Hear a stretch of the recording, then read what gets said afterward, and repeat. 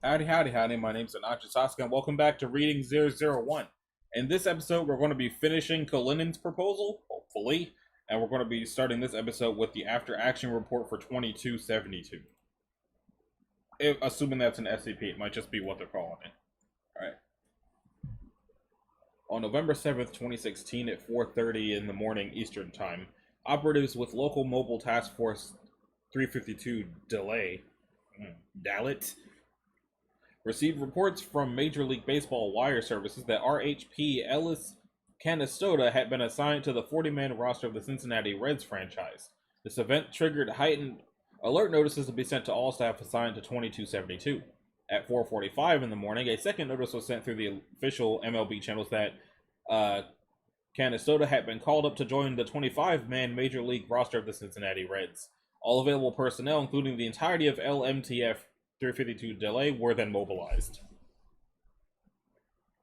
He lay on his side and continued staring at the bright green digits of the alarm clock on the side table. Every few seconds at irregular intervals, his work phone would buzz, the flood of emails vibrating the half-empty water glass and moving the phone slightly closer to the edge of the table each time. They had sent him home to sleep, and that's what he was going to pretend to do for the next couple of hours, by God. The clock blinked suddenly to 4:29 a.m. Bzz, bzz. The phone continued its shuffle to the edge of the table. They probably thought they were doing everyone a favor when they sent the declassified info around. Like they were letting everyone in on a big secret. Who wouldn't enjoy that? Bzz, bzz, bzz. He certainly hadn't. No one had said anything about mass distribution of cyanide ampules that he had heard. There weren't any rumors. He had been blissfully unaware. Before last week, his biggest headache had been the non-stop political advertisements on the car radio. Those were the days. The clock blinked to 4:30 a.m. His phone started a lower, repeated, much more insistent buzzing now. The additional force of the vibrations carried the phone right off the edge, finally completing its journey to the floor with a thud. The buzzing of the waiting phone call persisted, muffled now by the carpet. He leaned down and groped for the phone, just dreading what he knew he would see. He picked it up, the light from the screen hurting his eyes as he looked at it. Calling, Regional Director Kate McTierce. He shielded his eyes from the light of the phone, trying in vain to dull the throbbing in his head. Allred Smith here. The director's voice chirped in his ear. He sat all the way up on his bed. So much for pretending to sleep. They're gonna call up Canastota. Huh, well, figure what we'd do to catch a prime by this point. Okay, what are your orders? The voice on the other end of the line provided a laundry list of instructions and available personnel. If the director was more worried than normal, she didn't show it. Some things were the same, he guessed. Got it. I'll go ping the clandestine IT guys to scrub all this. Is the office open yet? He tried smoothing a deep crease in his shirt with the palm of his hand. The crease paid him no mind. Nor did his hair as he tried to smooth it back down with his fingers. Whatever. Let someone complain about him looking like he'd slept on a park bench and come into work. He could use some comic relief. Because I need something out of there, just in case. He put on his shoes and straightened his tie. He grabbed a baseball cap from the dresser to cover his hair. He laughed despite himself. No, nothing. Yeah, that's what I'm getting. You have the what's cut him off. He listened intently as he surveyed himself in the mirror. The cartoon fish on the front of his cap wrapping itself around a baseball looked like he meant business. Huh? Decommission? That's a new one. No, don't worry, boss. We won't hesitate if things get hairy. The director hung up. He looked for his car keys. This was probably going to involve more than the IT guys before this was done. At 5:21 in the morning, the MLB official scheduler posted a notice online for a game to be played at noon the same day between the Cincinnati Reds and the St. Louis Cardinals, at the Great American Ballpark in central Cincinnati. The starting pitchers were listed as Mike Leake for the Cardinals and Ellis Canastota for the Reds. What do you mean they're playing a game today? They just finished the goddamn World Series! Dr. Hanaka barked loud enough to be heard from the front of a bus-sized mobile command center as it sped north of Interstate 75. It's probably snowing there or something right by now. Actually, the weather's pretty nice today. Agent Allred Smith gazed out the window as he balanced the long black case on his knees. Which is far worse for keeping people out of the stadium. Fuck. Sighed Dr. Hanaka. How many tickets were sold before we took the notice down? A woman sitting across from Allred Smith at a mobile terminal quickly pecked at the keyboard. 17,397 tickets total, ma'am. Oh, Dr. Hanaka's a lady. My bad. It's a good thing we got the ESPN piece before they aired it. Pretty novel, an exhibition game right after the series. 17,000. This is a goddamn disaster. Dr. Kanaka paced to the rear of the command center. Enriquez, get into the ballpark contracting system. I want our security folks there, and if we can, I want concessions done by us too. Everyone in that park who isn't on the field or in the stand should be one of us. The young logistics officers looked up at Dr. Hanaka from his terminals. You want us selling hot dogs? Dr. Hanaka's eyes flashed behind her glasses. She loomed over the sitting Enriquez. Hot dogs, beer, licorice, nachos, and fucking churros if we can manage it. She threw her clipboard to the floor. We've got a breaching anomaly with a paying audience of 17,000 goddamn people. You shut the fuck up and do as you're goddamn told, understand?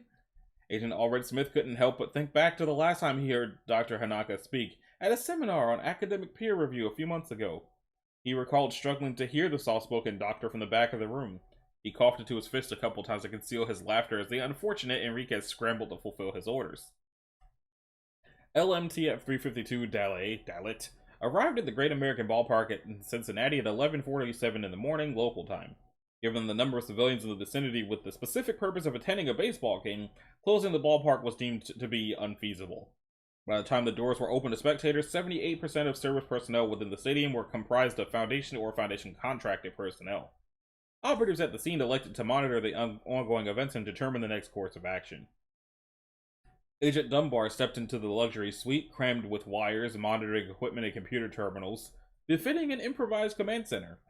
He looked out the window. The field below was ready for play, the grass freshly mowed, the infield perfectly manicured, a fresh Reds logo outlined in chalk behind home plate.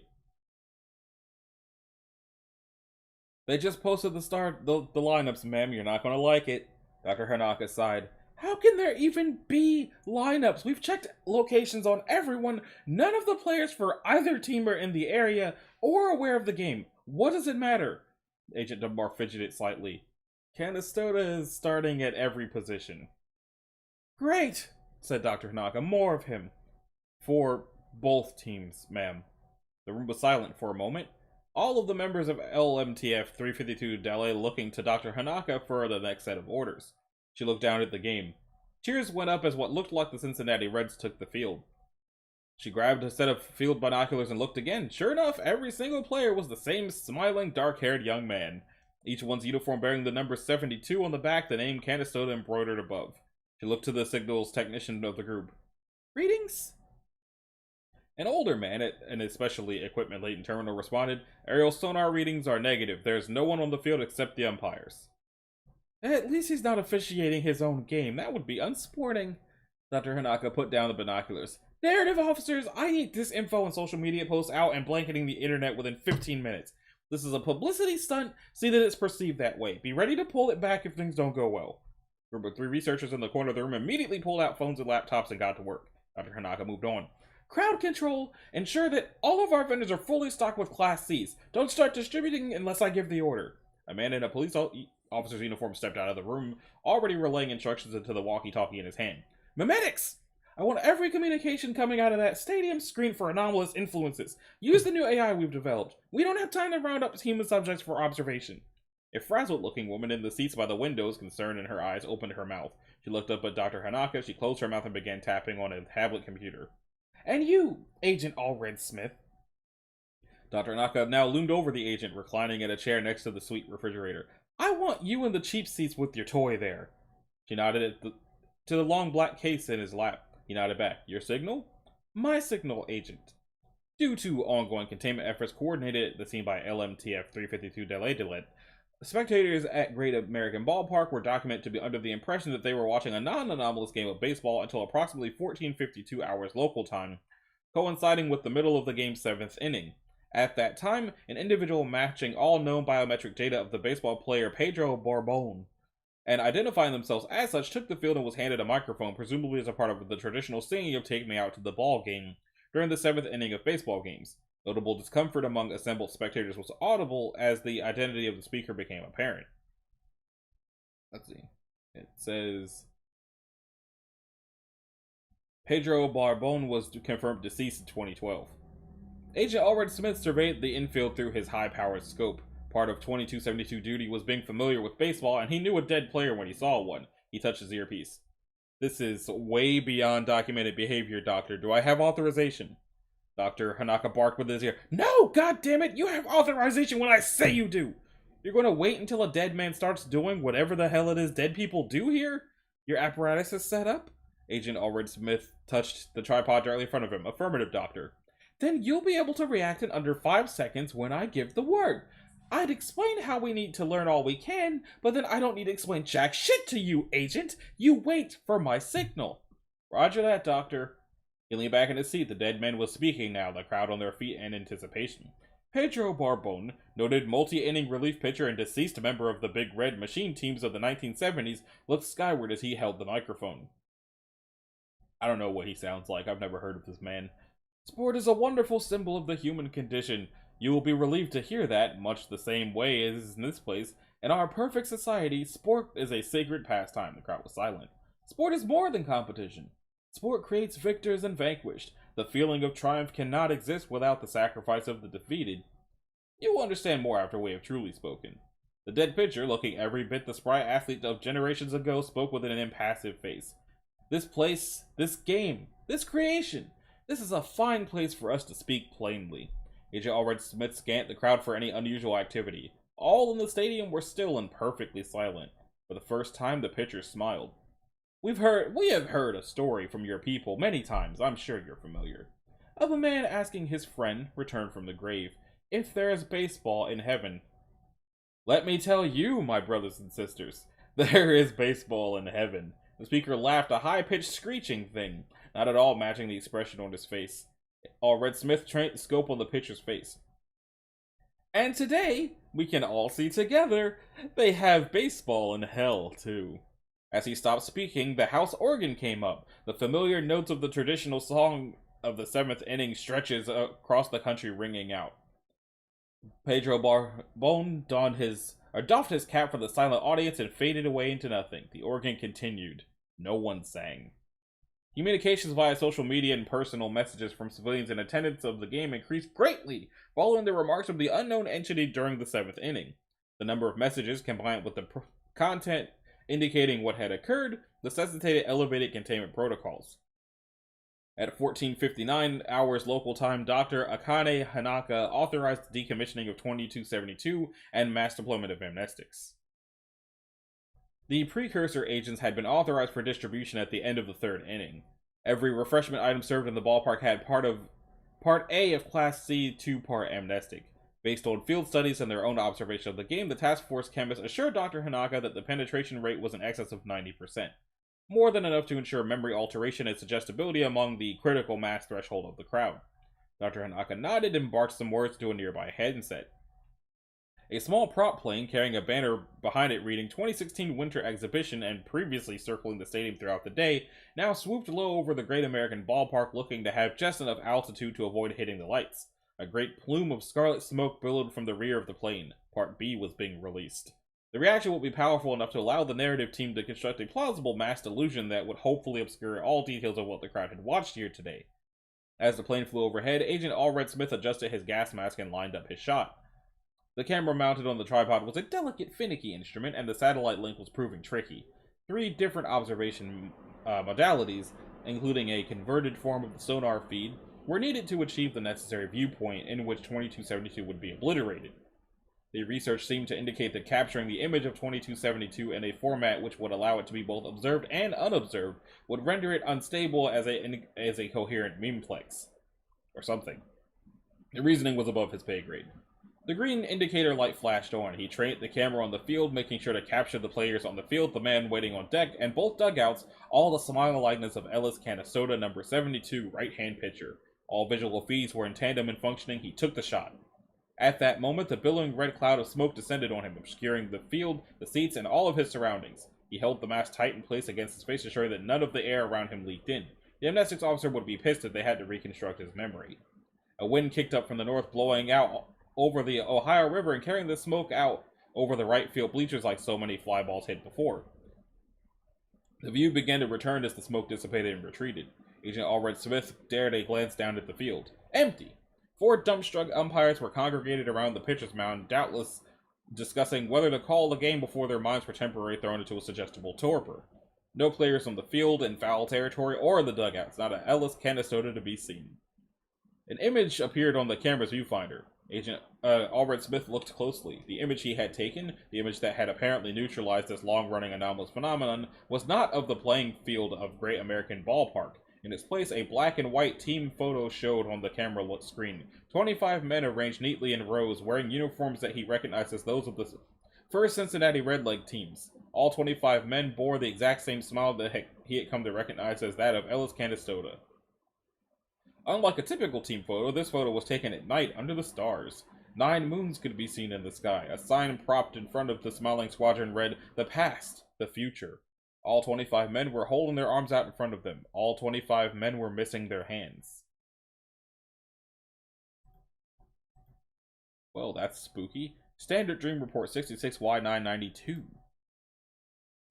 That's not what I meant to click. Get out of here, extra window. Alright. Per advice of her personal physician, 052 took several prescriptions in order to induce sleep in the early hours of November 7, 2016.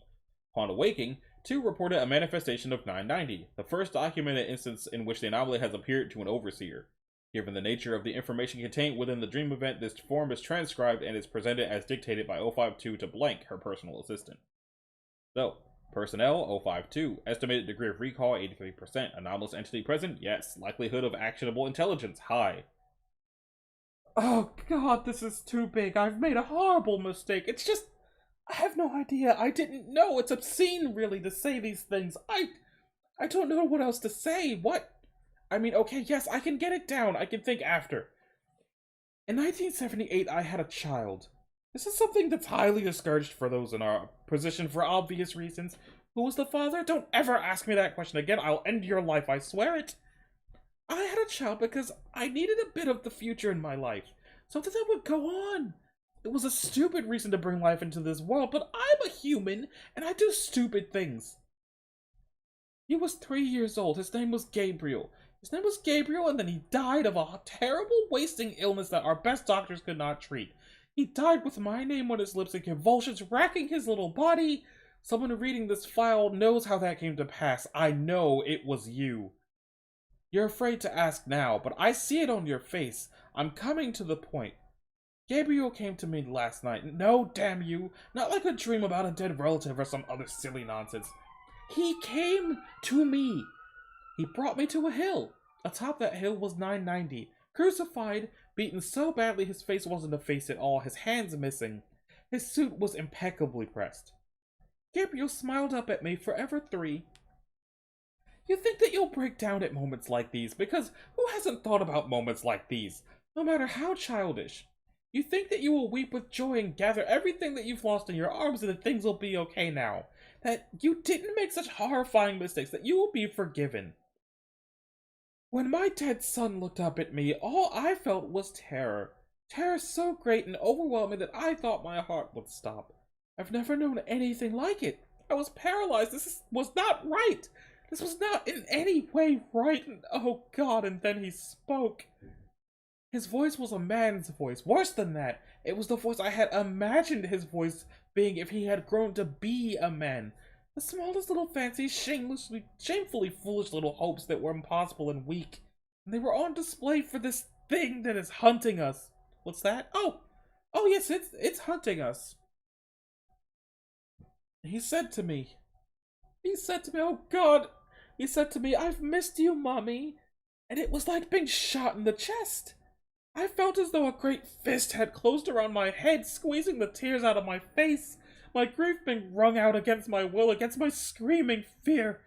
When I came to my senses, he was still looking at me. He talked more. This was plainly 001 speaking through the figure in my dream. After this, 990 would echo whatever it said, softly, moaning it from his scarecrow cross. None of us can believe in God, but this was surely a blasphemy.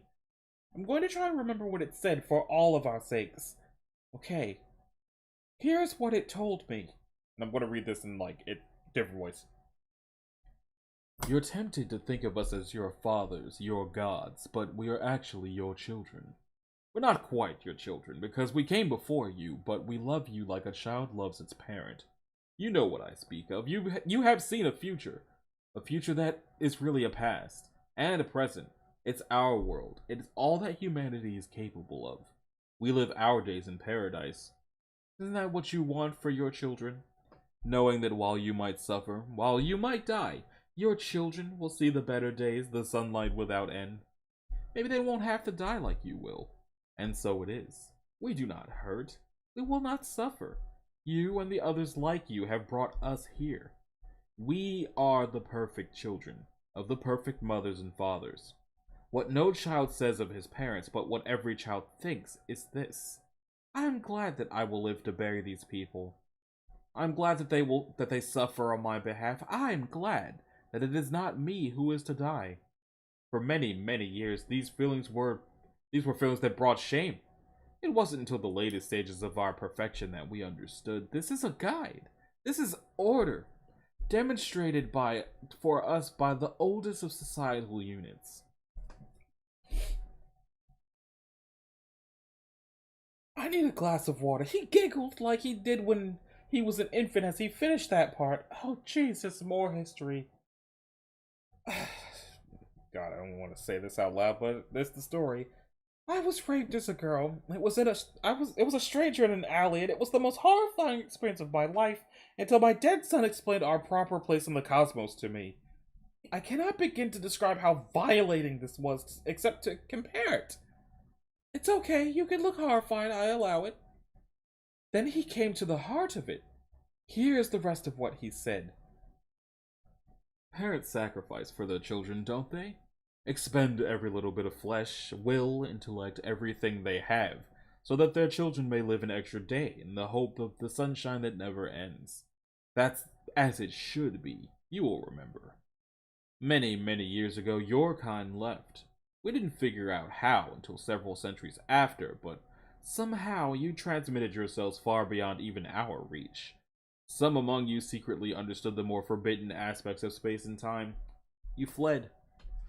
Must I explain to you how your science is so woefully inadequate?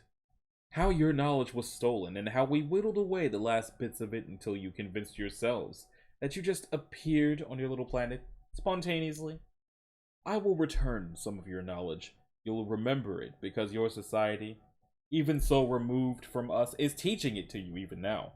Crawl towards the beautiful, undying place that you know exists, and you find that you turn on each other. Dragging each other back, sabotaging hints of hope, you find that to be a failing when in actuality it is an inescapable part of our species. A system can be made perfect. The gossamer webs that connect our minds and our spirits and our souls can be made perfect, free from corruption. But it must be done with the knowledge of suffering. It must be done knowing that others are suffering on your behalf. Why that is, we cannot say. It does not matter. It merely is. Our very souls are in harmony with each other because we know that we lie at the center of 9 points of privation and death. There are 9 satellites to our realm which you cannot deny is a glory. You've seen it yourself, Mother. God, he called me Mother. Your kind left the planet of Hands many thousands of years ago. It is sat empty, a gap in our perfection, reminding us not of what we are missing, but of the joyous return that our prodigal mothers and fathers will soon make. Prodigal. There are limits to our abilities. We cannot simply travel to where you have chosen to exile yourselves. We must use more subtle means. Oh, how we wish we could take you all in our arms. We have feast days for all of you at home, one for each of the 9. The Feast of the Planet of Hands has become the greatest event of our year. We cannot embrace you, lead our beloved forebears back to their home, but we love you, and we love you so much with all of our hearts and our souls that we will show you how loved you truly are from across impossible distances beyond light. I make you this promise, all of you. I make this promise too from the hearts of all of us at the center of the 9 points. You will come back of your own free will. We will not need to show you how, for the knowledge already rests within you. We will not need to explain why. You have seen the terrors that lurk outside of our protection. We'll merely need to show you who we are, who you are, who all of us are. We will all be so much happier soon. Tomorrow shall be the greatest expression of our love we have ever conducted. And that was it. This abomination of my flesh explaining the world to me below. The bleeding man on the cross echoing his words above. I awoke screaming 30 minutes ago. Tell 3 I'm sorry. Alright. The man at the threshold, which is an AVI file? It's a long one. From 051 to 0512, regarding the end, urgency high. I hope this gets through. If you're like me, seeing things on the BBC and the New York Times before getting briefed on them by staff is doing a number on you. It's over. The only thing left is to tell you what I know. 2 is dead. We only know that because she told us herself. Nice of her to leave a note, I guess. I've established contact with 3, 7, and 13. The rest, who knows? There aren't any protocols for something like this. The best we can tell is that they put on a performance. The Man at the Threshold. Act 1, 35 years. Act 1, Scene 1. At 9:43 hours local time, disturbance in the vicinity of Giza Plateau, Egypt. Egyptian military mobilized in response to apparent mass gathering in front of the Great Sphinx, based on initial intelligence of a Muslim Brotherhood action. Embedded media present. Massive information leak of anomalous phenomenon. At 9:47 local time, spontaneous powerful sandstorm is circling in approximately 100-kilometer radius of the Great Sphinx. A battalion of the Egyptian army is present to witness the performance. 4 humanoids, appearing to be Semitic in appearance and clothed simply in white cloth and sandals, appear spontaneously at the scene as well. Several rounds discharged by soldiers present suggest that the humanoids are non-corporeal. The as-yet unidentified beings take no notice of any actions occurring around them. Proteus. I hope that I am not being improper when I say that I am scared. Melita. We're all scared, Proteus. This is the day that our cohort has been preparing for our entire lives. 3 of us will be chosen. Have we made enough of our time here? Will it comfort us if we are cast outside? Just look at the things we've done together. We've mapped an unknown star system, wrote a song that made us the heroes of the summer convocation, scaled the shadow pass of the mountain of ice. I tell you, Proteus, if they cast me out today, I can say that no matter what comes after, it was all worth it. I hope to be as brave as you when I enter the chamber. All except what they are given in the threshold. How could it be otherwise? How could it be otherwise? At 10:17, sandstorm intensifies briefly, obscuring all vision in the local area before immediately subsiding. When visibility is reestablished, no anomalous humanoids are present. However, the Great Sphinx has been removed, replaced with a blue light holographic projection in the appearance of the Sphinx, and of approximately the same size with no discernible source. Numerous photographic and videographic records are taken as circulated existential threat to consensus reality in progress. Act 1, Scene 2. 11:43 hours local time, darkness falls midday in Tahrir Square in Cairo, Egypt. No evidence of a solar eclipse, cloud cover, or any other possible cause of such conditions is apparent. 9 moons appear to be visible in the night sky. Riots begin almost immediately, and messages proclaiming the end times begin to be broadcast over PA systems attached to several local mosques.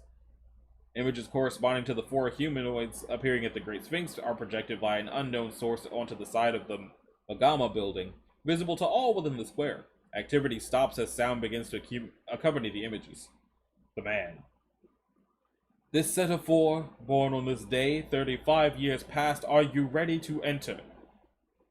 We are. We are.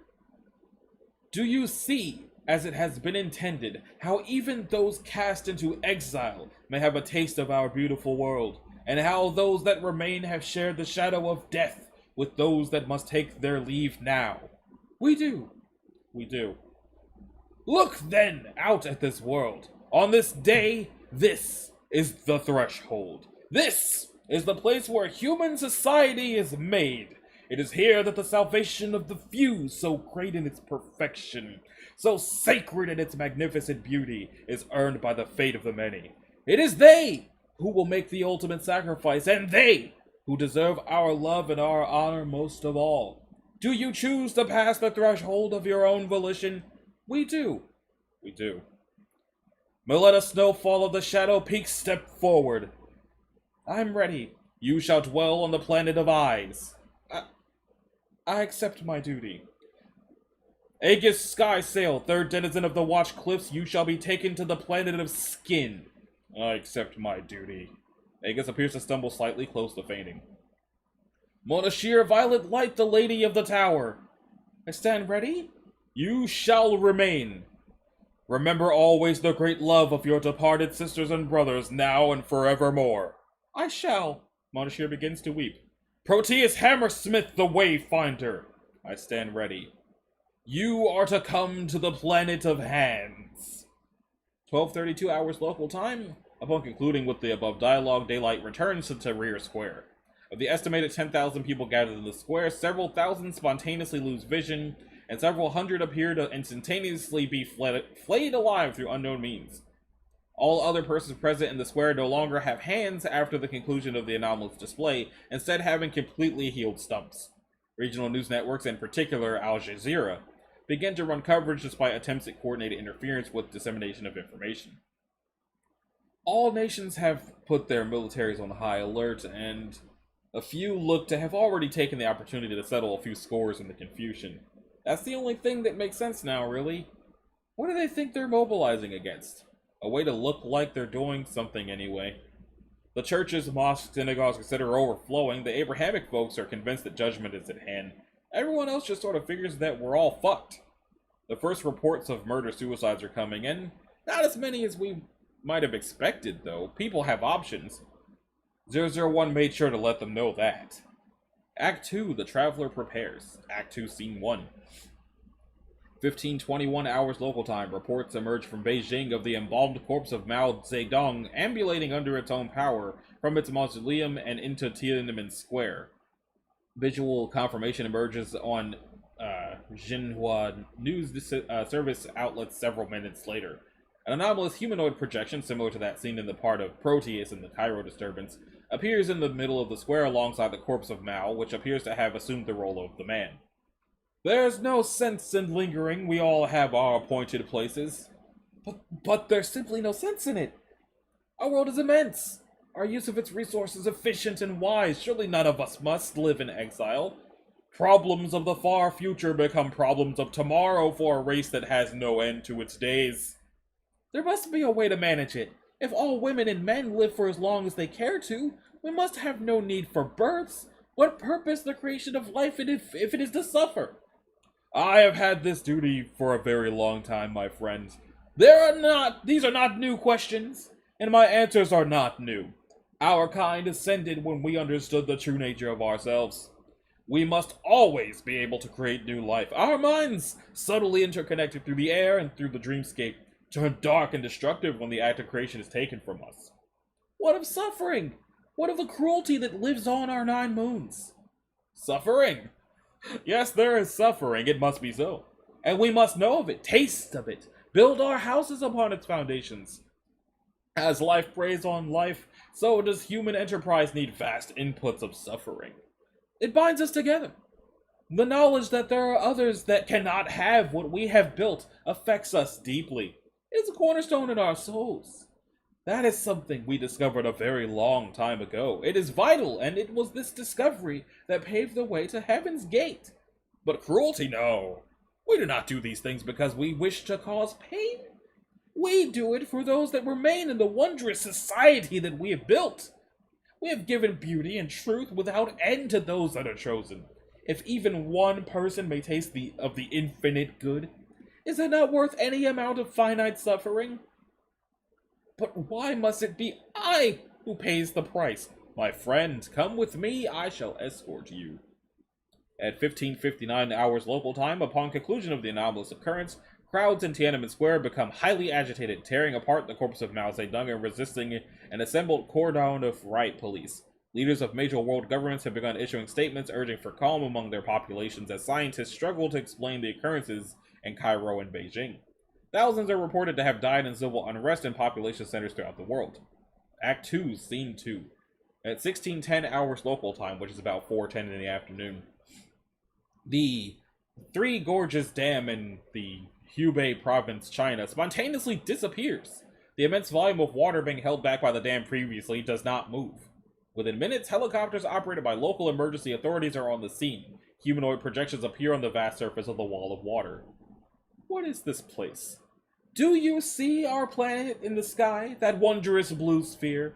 You are on the planet of hands, my companion. I I don't understand. It looks like it has been on fire. Buildings, rubble. There was a time when we merely exiled those whose duty was to come here. They built their own societies in a fashion. They were driven by what they could not have. Their slender hope twisted into a sort of vengeance upon the children at the center of this great constellation. They built great structures, vast ships, terrible weapons. The uprisings happened many, many millennia ago. The last conflict our humanity will ever have to face. Now, it's a simple matter to ensure that this never happens again. No perverse hope to tempt anyone to the foolish destruction. By taking away our hands. By taking away your hands. The mindset of a planet of those without hands is the proper one for all of us. Where is everyone? Come! 1632 hours local time. The waters of the Yangtze River are released, causing massive flooding, widespread destruction of homes and property, and thousands of deaths along the area of the river's banks. The destruction further inflames instability in the People's Republic of China, and the country's ruling Communist Party is overthrown in a popular uprising within a matter of hours after this event. It's all come apart. Everything that we've worked for, crushed in a matter of hours, and the only thing holding them all together, keeping things from being even worse than they are right now, is one idea: going home. Wherever home happens to be. Act 3, to the people of Earth. Act 3, Scene 1. 23:01 hours local time. All notable buildings within the Capitol Mall region of Washington, D.C. change coloration from white to red. The Washington Monument emits a bright column of red light stretching up into the sky and visible from hundreds of miles away. The 10-meter tall holographic projections of several humanoids, similar to those previously depicted, appear directly over the monument's reflecting pool. We've traveled many miles. The planet of hands is vast, but look, we have another. More people. I must be close to the blessed end. Who are you? I no longer have a name. We have no need for such things here. Do you remember your home? This is my home. I mean the place you came from, to here. I remember a time when I wasn't starving, but that was a long time ago. It's difficult to recall. Your ribs are showing. Would you like me to find some food for you? There's nothing to find. This is a place of ash and salt, but the hunger is a blessing. My mind feels clear, my being so light and clean. God speaks to me here. He tells me to lift my stumps to the blue light in the sky, and so I do. And I pray. And I'm filled with the knowledge that I'm here for a purpose. I'm suffused with happiness. This place makes you happy? The last gift of the body before it evaporates is the divine revelation. I live in truth. I live without fear, without doubt. I dwell in the spirit that has made this place. This is a place of ecstasy. Handless woman collapses. And now her time here is at an end. No torments of false hope, nor food, nor water to sustain her suffering longer than it must. It is but a little sacrifice when faced with the salvation that it brings. How long was she here? A fortnight. She did not seem to be suffering. The joy of martyrdom obliterates all suffering. It is a secret known only to those of the outer planets, a gift to those who make this sacrifice. No, she is truly transcended. I'm ready. At 23:33 hours local time, crowds estimated at approximately 50,000 people have gathered around the Washington Monument to witness the anomalous occurrence. Law enforcement authorities are not present at the scene, having been summoned to contain unrest elsewhere in the capital region. Act 3, Scene 2. 23:40 hours local time. A large doorway in the center of the Washington Monument opens. Nothing is visible inside but a faint green light. The holographic projections continue. Present your hands, Father of Humanity! The man holds a ceremonial blade out along in one hand, a torch in the other. I stand ready. Proteus holds his hands before the man. Do you accept the gift of sacrifice for those brethren that shall remain in the light for all of time? The man saws at Proteus's left wrist. I do. Proteus pleads profusely. Do you offer your suffering for the good of the whole, your exile for the benefit of the collective psyche of humanity? The man wrenches Proteus' left wrist, snapping bone and tendon, then slicing the remaining ligaments with keeping the hand in place. I do. Proteus spurts blood from the left wrist. Do you renounce the unstable reality of the universe outside of this system? Commit yourself to the preservation of sanity within this system of planets? The man burns Proteus' left stump with the torch, cauterizing the wound. I do! Proteus screams. With the left hand, you accept your duty. With the right, our duty to you. The man cleanly slices off the right hand of Proteus in one fluid motion. I thank you. Proteus bleeds profusely. We, the living, shall keep a society of perfect harmony, perfect justice, perfect beauty. We, the living, shall keep our human natures pure, living in the highest purpose that is possible of our forms. We, the living, shall transform your suffering into the most divine purpose imaginable. The man burns Proteus' right stump with the torch, cauterizing the wound. I am honored beyond measure, Proteus screams. In this holy pact we shall know love without measure or end. Go forth, Father, complete your journey. I accept my duty. 23:59 hours local time. The humanoid projection portraying Proteus enters the doorway within the Washington Monument. Other projections vanish upon its entry. The doorway begins to slowly close. Several spectators from the closest ranks of the crowd rush into the doorway, followed by increasing numbers of onlookers, until an estimated 3,000 bystanders enter the monument before the gateway closes. No person entering the monument has been contacted or seen since this event. 13 asked me if what we worked to preserve was ever natural. What a stupid question. What does it matter if the world we enabled was unnatural? It was better than what waits for us. The thing in Washington gave people lots of ideas. People have managed to summon a couple more of these gateways in a few places. They're fleeing into them. It's hard to blame them. We've lost any meaningful ability to control anything. The jig's up. The world knows that science is an illusion and certainty is a cruel joke. Why not take the chance? Better a refugee than a corpse, or worse. Me? No, I will not. I won't end my life as one of the cattle. It was a pleasure to serve one. And that brings us to Jackie and Aurelio, or JC and Aurelio.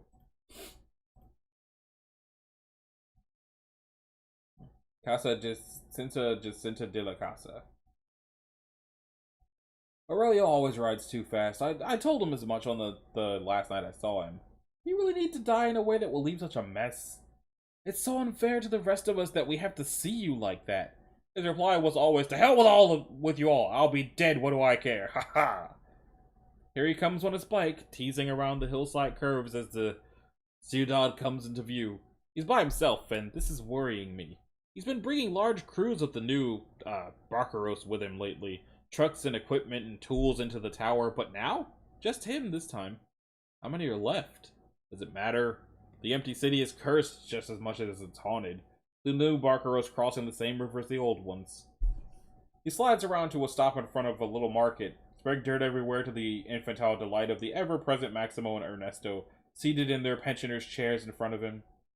Why do they find him so funny? Is it because he isn't dead yet? That's something that might be funny to those that grow old, maybe. I wouldn't know. Never got the chance. Aurelio goes inside, and I already know he's getting his traditional six-pack of Quilmes for whenever he visits the Ciudad. Or it might be Cuidad? I don't know. The tanned wrecks of old men return to their wizened, ritualistic head shaking and muttering while he goes inside. Maximo and Ernesto sway like two spindly quebracho trees stripped of their leaves, the brief disturbance of Aurelio and his motorcycle giving way again to the wind that always whips through this place.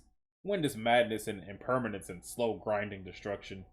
If the planners from the ministry had thought to ask anyone before they built this city, anyone from the plains could have told them that. He's coming back now, already started on the first bottle. He throws one to Maximo and one to Ernesto. I'm troubled. They're not. They start drinking without any questions. You question everything when you're dead. I miss that. Plunging headlong into the next moment of your life without thinking. Not allowed now. I would complain to management if I could. Aurelio stops a moment before getting back onto his bike. What do you think, eh? What's going on in the world now? Ernesto doesn't bother to look up, same as ever. Maximo looks at his fellow scarecrow, insulted. His face folds up even more, a scribble of brown lines and wrinkles. Same as ever, you old fool. It's falling apart. Even the goddamn Yankees are shitting themselves. It just grew eyes now. It's always been there. That's why I told you not to go poking in that fucking tower, Aurelio. No one listens. 2303. Its words make me catch. Oh, Ernesto, not even you knew what was in there. Aurelio laughs. And when have you ever listened to anyone, eh, cabron? Cabron. Ernesto scratches his head and drinks some more. No one listens to anyone. No one pays attention to nothing until it's hurting them. It's the way of the world. The madness really comes from out there. It leaked into the valley below, dribbling into a puddle down there. You should come work for me, Ernesto. We could use that insight. It's a real growth field, you know. Career advancement, dental care, receptionist with nice chi-chis. Man, like you got a real future. Those guys who came with you last time, what kind of future they have? Seems like Ernesto has had enough joking around today. Even Ernesto hasn't had enough joking around today. Aurelio finishes his bottle. Same one we all have, Don Ernesto. On a day like all the others, we lie down under the earth. I never felt closer to you than when you were quoting some idiot poem at a stupid time, Aurelio. You always thought it was so funny how mad it would make me. I guess it was kind of funny looking back. It still makes me mad. He leaves them into the heart of the dead city. I watch from my house on the Boulevard of Progress as he winds down the roads to the valley floor, where the living in their wisdom made a tomb for the future. He's going to the tower alone, and I am afraid. What will happen when the rest of us pass to the other side of the river? How long will that day be? The day when no one is left and every one of us is alone forever. Aurelio cut the engine in front of the concrete blockhouse. Le Corbusier shoebox, she always called it. A house looking like every other one on the street except for the two crossed oars painted above the front door. All the Barqueros had a color. Hers was red, as was his. He kicked his boot at the bike's center stand. The goddamn wind would just blow it over if he used the little kickstand. Bringing its weight to rest atop the stand, he grunted. Getting old, he thought. That's going out of fashion. A howling gust of wind raced down the Boulevard of Progress, cloaked in dried weeds and white dust, and whittling by like a man on the train, or whistling by, mocking everything on this side of the tracks. Fucking bullshit place, he thought. Should have done this at the very beginning. The first of the Barqueros, early in their time as their leader, now their captain, entered the square cement house through a square steel door.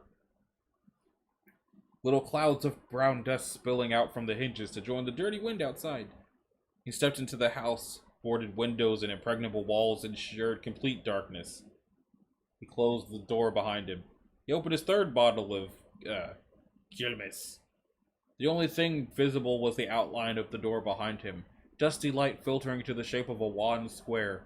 He could not see his hands. Deathbed conversations are bullshit. Aurelio addressed the black interior of the abandoned house. This is just really bad procrastination. I know you're not there, Jacinta. My mind hasn't changed on that. God damn you, Aurelio. Why did you wait so long? He took a drink, wiping his mustache with a hard brown forearm. But you're supposed to conclude your affairs when you do stuff like this, so fuck it. I've always wanted to do this for a long time. For me. So what else is new? I sent off the newer Barqueros, told them to go end it in whatever way they saw fit. Dumbass kids from America and Europe and wherever. So it hurt when I told them that. As though it isn't the greatest freedom that any of us will ever have. They aren't bred from the madness, though. They came to it fully formed, invaders and foreigners, wherever these guys go. Oh, bullshit. You love those young men and women. I saw it all from here. It sounds like the other person talking is probably a woman, but...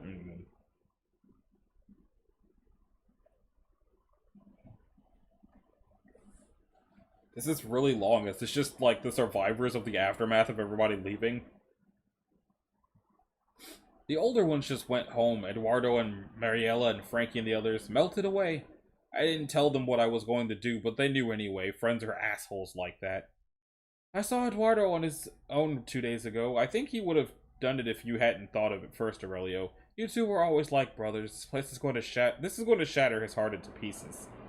So now I have to do it, and I'm scared, Jackie. Or Jassy. Jacinta. I have to do this, talk to you like you're here, because when the time came for you, you stood. Just like you did for Pablo and Roberto and Lana and the rest of us in that fucking goddamn jungle so long ago. I was petrified, Aurelio. I can't even remember deciding to act. Either time, my skin and my blood were ice. I didn't know what else to do. I wish I could tell you this, Aurelio, more than you could possibly know. It's not death I'm afraid of. I mean more than anyone else is, but it's descended upon us, that's for fucking sure. Like being scared of the sunset. I've waited so long, Aurelia. Why did it have to be like this? Where I cannot reach you or speak to you or hold you. Every word of this is like dying again.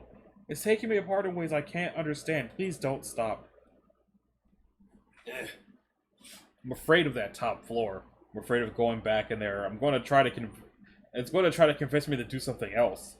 You are Aurelio Rojas, and you've never done a thing you didn't want to do, you intractable bastard.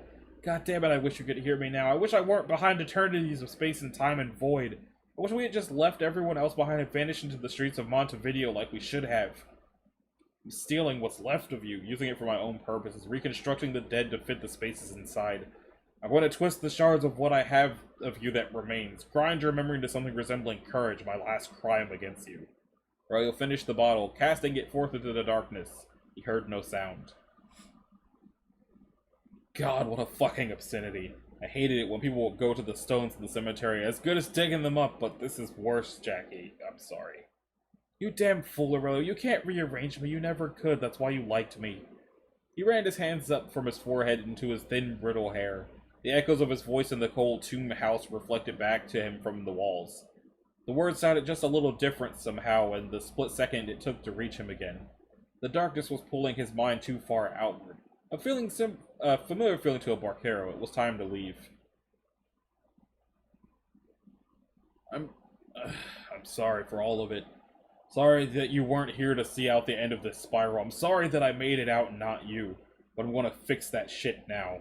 Aurelio turned to leave. He found himself standing in place. It fixed him where he stood.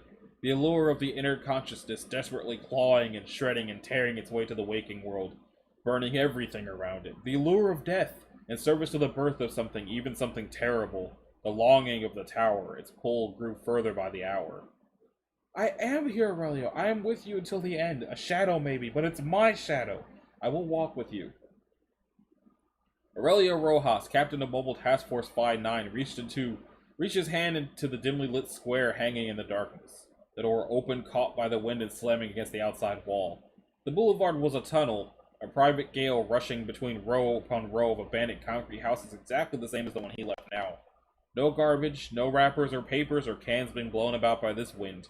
No signs of living human habitation, just the white dust of the dead city, the steady corrosion that would one day wear down these houses and all the others in the world beyond. He leaned forward into the maddening, breath-stealing winds and started walking. In the heart of the city lay the smoldering ruin of its former capital, the place where a group of friends finally found what they were looking for, to their bitter regret. By his side was Jacinta Aria, co-founder of the Vaqueros in life and in death, unseen. Together they approached the tower. The wind has stopped. Or I guess it's her now. So still that the earth could shake and swallow us whole right on the spot. Aurelio doesn't hesitate, unlocking the chains across the main ensign and pulling open the great door. Why would he? This place has been his home more than any other. The two of us inhabiting tombs next door to each other all these years. That's an ending I would have written before I died. I follow him across the lobby and I hear whispers. These things, these ideas that live in this place, you don't need any technology to hear them when you're like I am. I must be closer to them now. Though they don't speak to me. What good am I to bring anything into the world now? They speak to him. Does he hear them with his own ears after all these years? I suppose if he did, he would likely have died long ago. Then again, maybe this is something they've told him to do. No, unlikely. He would have turned the place into an amusement park instead if they told him to do this. We step into the elevator, the only pristine maintained space in the building. Aurelio programmed his own voice into the thing, and so we hear him mark off the floors as we go up. 1, 2, 3. I'm sure he thought it was fun as hell when he did it. Now it's making him nervous. The whispers surround us as we're carried into the top of the necropolis. Visions destined to drive men mad and ignite the vast piles of unseen suffering that surround them. This place is a monument to the first man, who saw the leaping flames of the bonfire and wondered what it must be like to throw himself in.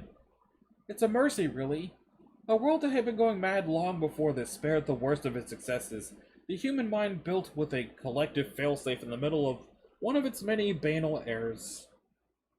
Somehow knowing that it can always be much worse is a necessity of survival. It's the lack of that knowledge that everyone can feel in their hearts today. They know, it's how they all know, everyone, that there's no going back. Ding! Floor 32. The elevator, having no sense of ceremony, merely opens its doors to the expansive space at the top of the tower. The Grand Hall, designed for the meetings of the Quidad's leaders. A grand diet at the far wall, hopeful rows of seats facing the empty thrones of the rulers of this necropolis, who never bothered to show up to claim their due. It was here that I stopped being and became this. The space is strangely unmoving to me. Should it be? More questions for no one. I'm watching Aurelio. His mouth is set, but his eyes light up with recognition as he looks out over the hall. I turn to see what he's looking at.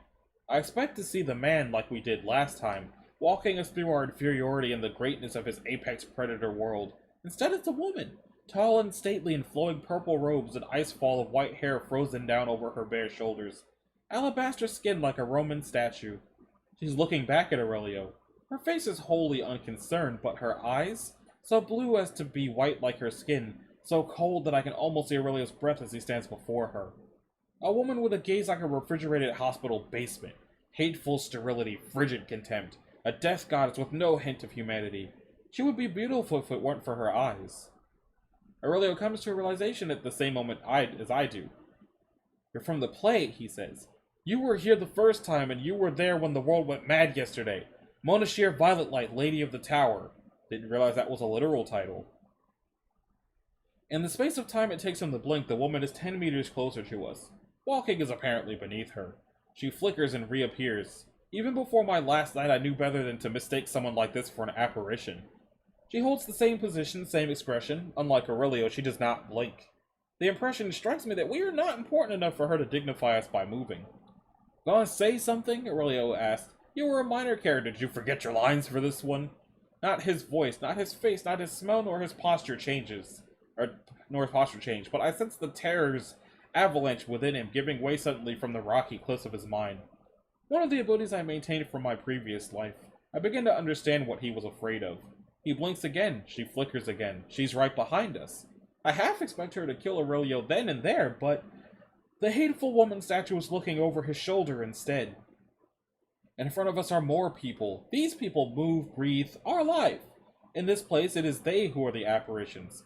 If there was any doubt, it was dispelled by one of the people in front of us now. Myself, living again. In a person's time in the strange realm of the earth, this is the only impossibility. The scene before us is this.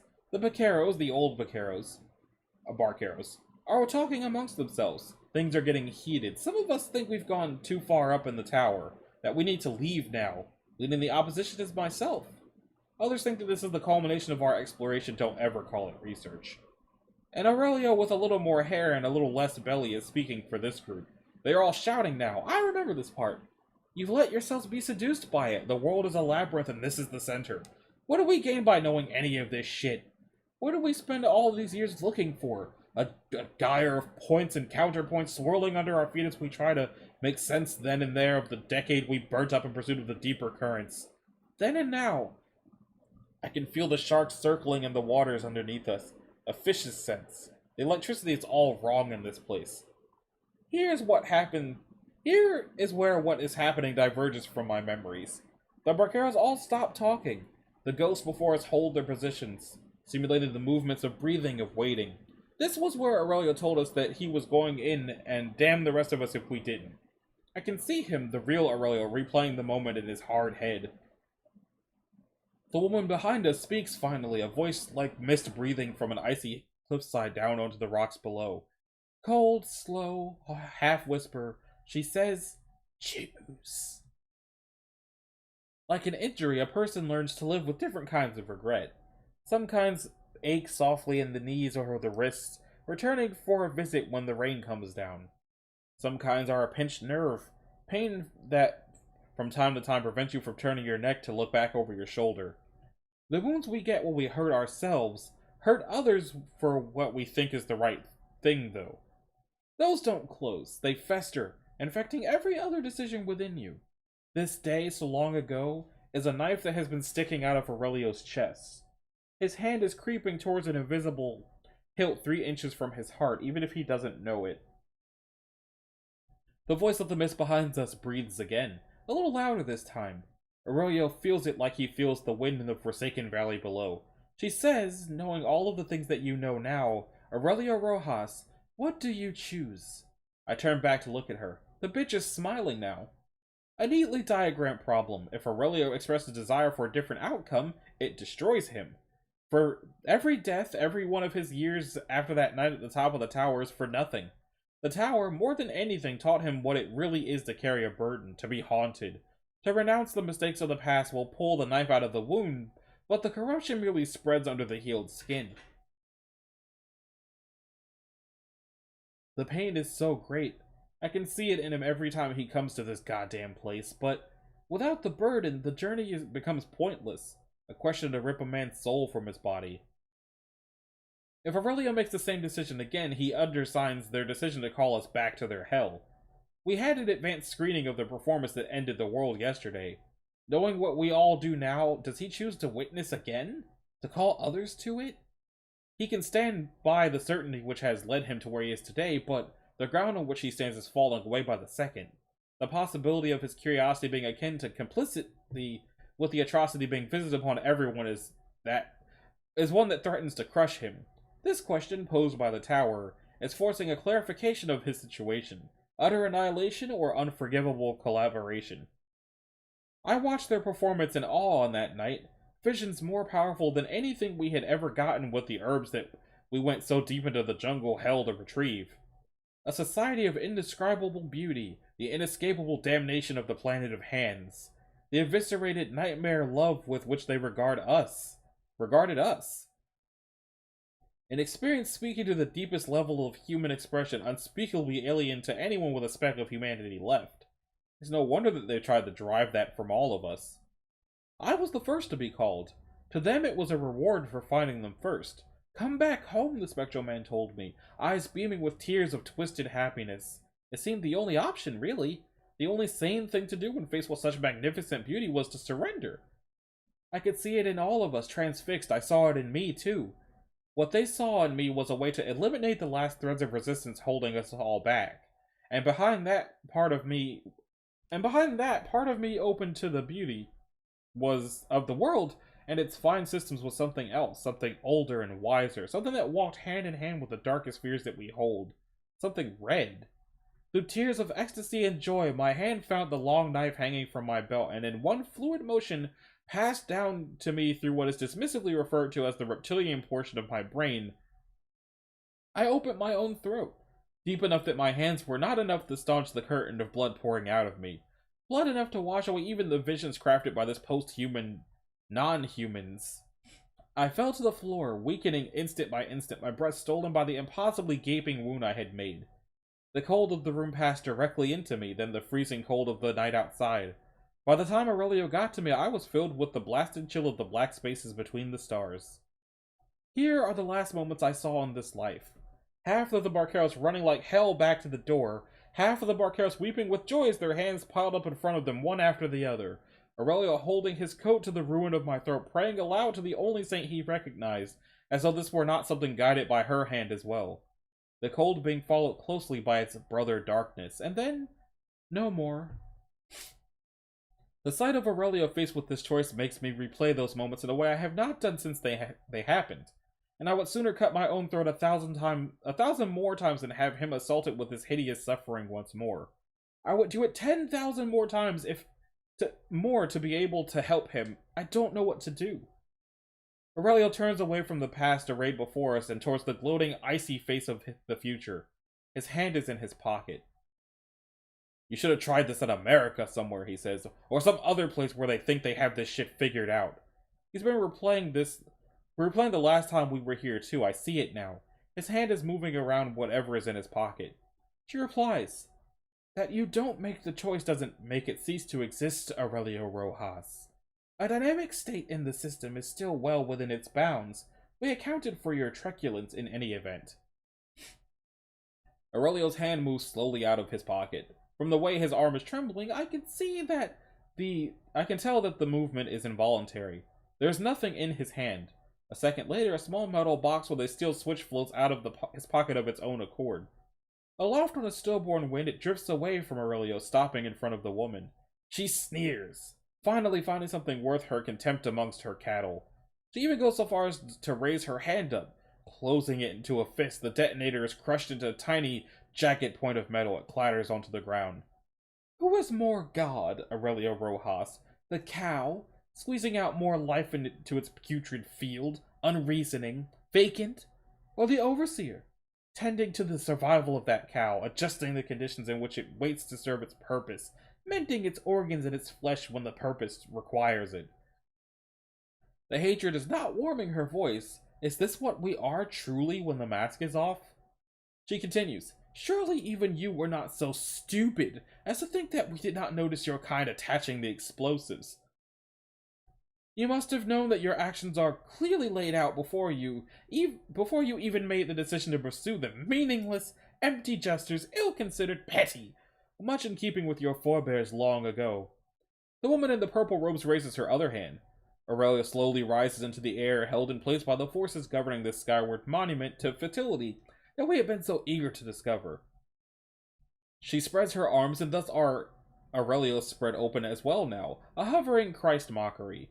But his face, a beaming calm has overtaken him, a face at home on this impossible cross. The mockery is instead homage somehow. The subtlety is lost on the mistress of the tower, the symbolism of the livestock beneath the contempt of the master. Here are where the final moves of his game are beginning to come to me. His turn to speak now. So much effort, he says, to thwart a meaningless gesture. What does it say, O great Monashir, that you are in this tower with us? Cracks begin to appear in the ice cliffs of her face. This is angering her. Before she can reply, he continues. It must have been surprised, eh? To find something of themselves in here? Why hide this place? Why let us hide afterwards if this is such an enduring symbol of your fucked up paradise? And why do you protect it by meeting me here? He laughs now and she loses control. With sudden violence, she towers her hands and Aurelio is thrown to the floor. Slammed into the dust and debris beneath him. He lands on his side, bones cracking from the force. The breath driven from him by the impact. He coughs as he struggles to breathe again, heaped onto the floor, blood beginning to drip from his lips. He laughs again. Still trying to figure it out? Keep hearing shit. The shit you're playing with didn't start with you, did it? His words struggle out through his laughter and blood, no less clear from the effort as his life begins to leak out. No, you've been right here with us, trying to figure out how you ended up on the top floor. Why the laws that govern this tower apply to you too? What the flaw in your system is that buried you along with all the other corpses, scratching and clawing at your coffin lid. The purple woman flickers and appears over him as he lies on the ground, guttural fury leaking from her crumbled face, the hate now fully formed in her dead eyes lit with pyres of rage. Her arms sweep out and Aurelio is thrown into the air away from her, striking the die at the front of the room. Wood splintering, his laughter making room for groans of pain, unstoppable now. He wheezes now as I rush to him, dead or not. I'll save you some trouble, he says. You thought you banished death, but all you did was forget about her. You thought you enslaved madness, but you merely brought him into your house. And you think saving this tower from us will let you solve the one problem you can't figure out, but I've got the answer for you. You belong in here with us, and you'll never know why. You can't understand. She's over him again. I look up at her from my place next to Aurelio. She's going to end it. He spits blood up at her with ragged breaths. As she moves to finish him, he returns the favor. You forsake death, and death's wisdom is lost to you. You push madness away into this world, but it lives in my heart instead, and you are defenseless. You've blinded yourselves, but the great awaits you all anyway. Fuck your mother. Horrifying, terrible force comes down from above her, now channeling the fury that has driven her beyond all reason, striking moments too late as Aurelio has laid bare the chasm at the heart of the perfect world that now must reckon with its hidden cracks. Hatred wells out of all the fault lines in herself and her realm, now spewing like a geyser. No pushing it back in now. She strikes Aurelio with her fist, crushing his chest, silencing him. I scream with no words or breath, such things forever beyond me here. Something catches my eye through the ruins of his shirt. A freshly sutured wound on his sternum, the glint of exposed metal. The last halting breaths, a smile still plastered on his bloody lips. I feel him looking toward me through darkening eyes. From deep within him, I swear I hear something.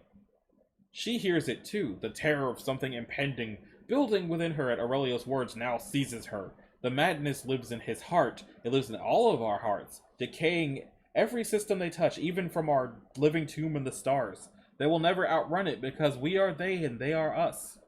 Dead man's switch, wired in his chest. His heart stops beating. She has just enough time to bellow like a cow in the slaughterhouse chute. Here's the last moment. Deep rumbling, the walls and the ceiling and the floor buckling, fire, smoke, gouts of dust and bits of metal and plaster and stone rushing all around us. Aurelio, borne aloft on a great pillar of flame as the great tomb at the heart of the world's necropolis comes apart. The wind and the sunlight and the wreckage all suddenly one composition. The purple woman burning for a second before being rent asunder by the uncertainty and death that lay at the heart of humanity. A mortal wound that will be felt 1,000,000 miles away, perhaps in 1,000,000 years, perhaps tomorrow. A funeral pyre that will burn away the dead and make room for the living, even if the dead do not acknowledge it yet. I feel myself rising with Aurelio. What does it matter when the truth lay outside of time? There is us, there is madness, there is death. In these things we proceed in all directions, blasted apart by the first and last forces and settling back again. This monument to colossal, unimaginable error has stopped existing. Eventually, one of these directions must take us to something closer to the truth, closer to balance. Death shows her face once more and guides us to mercy again. She shows her face to me at long last. I am with him in the end, in the sky of a world giving way to whatever the next may be. I know no more. So it sounds like the day after they showed the plane tried to take over the world by, like, messing with everything, this dude went into the tower that was the cause of the problem and just blew it up, so now Earth is gonna be fine? I guess? I don't know, this was a weird one. It was all over the place, and it's not particularly clear what happened. But that's gonna do it for this episode of Reading 001. Let's see. Go past the cognito hazard. Oh no, it burns. Chronologically. So next after Kalin will be codename Wrong, and depending on how long that is, we'll see how much further we get. So, if you like this, a like and a subscribe will be groovy. If you didn't, you'll need to do either one of those things. If you want to click the bell, you can do that as well so that you're notified of future uploads. And I'll see y'all in the next one. Later!